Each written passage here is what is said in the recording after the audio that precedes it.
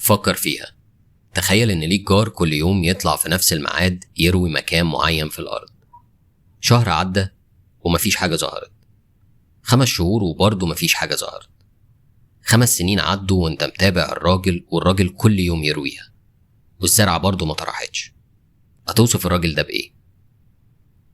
الراجل ده كان بيزرع شجرة البامبو الصيني، شجرة في 24 ساعة بس بتوصل لطول 130 سنتي فوق الأرض، كأنها ظهرت فجأة وفي يوم وليلة. بس انت دلوقتي عارف ان مش دي الحقيقة.